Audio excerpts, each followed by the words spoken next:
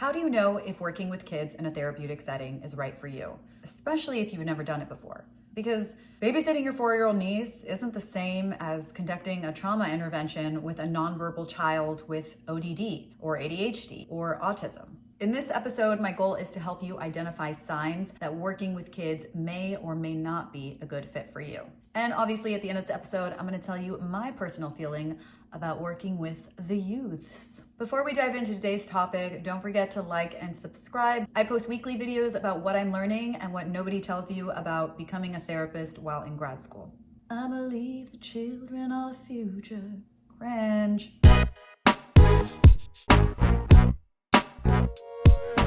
Dear future therapist, I'm Gabriella and welcome to my YouTube channel.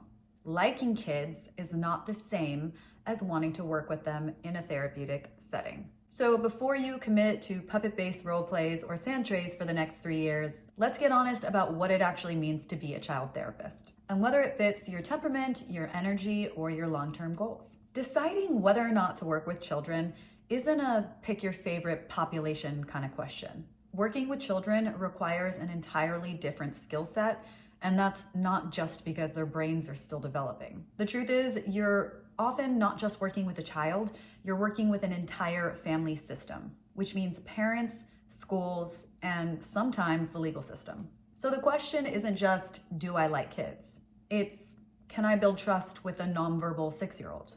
Can I manage my own regulation when a child becomes dysregulated? Am I open to including caregivers in the process, even when that's difficult, stressful, or inconvenient? As someone who's not yet a licensed therapist and who has yet to begin my clinical training, how do you figure that out if you haven't done it yet? Great question, because let's be real, most of us haven't had direct experience doing therapy with children when we're just starting out. As I've been moving through my grad school program, here are a few things that have helped me. Pay attention in your coursework, especially if you're in classes like child and adolescent development or play therapy. Read those case studies and put yourself in the shoes of the therapist. If your program offers observation hours, don't skip those. Ask practicing child therapists what their day-to-day looks like. The real version, not the brochure version. This one's a big one. Reflect on what gets activated in you when you're around kids. Are you energized, overwhelmed, annoyed, protective? Also, try this gut check. If you imagine spending 5 sessions a day crawling around on the floor with figurines, how does your body respond? Light and curious or full body no? Here are 10 green flags that working with kids might be your thing. You're playful, but you can set boundaries and stick to them. You can be in the presence of a full-on meltdown without freaking out.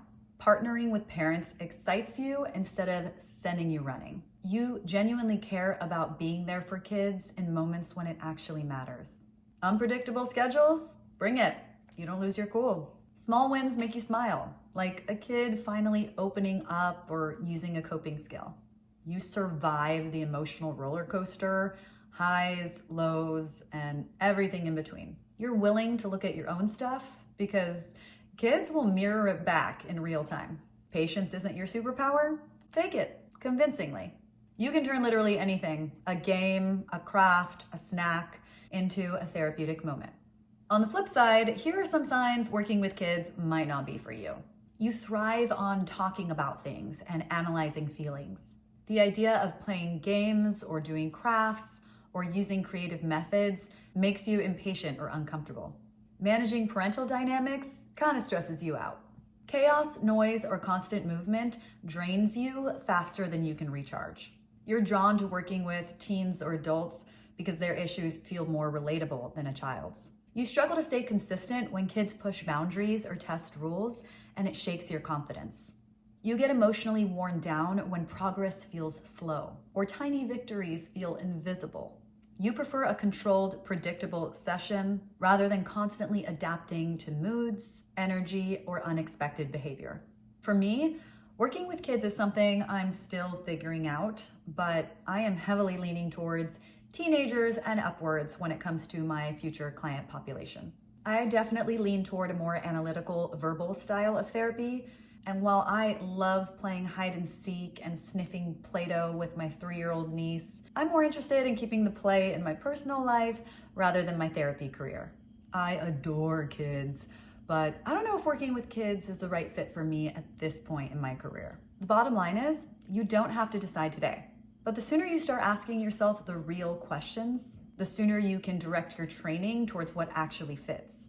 So if you're in grad school now or exploring this field, I'd love to hear from you. Are you thinking about working with kids? Why or why not? Maybe you're working with kids right now. What's that experience been like for you? If this video helped you reflect or consider what the right fit for you might be, go ahead and hit that like button.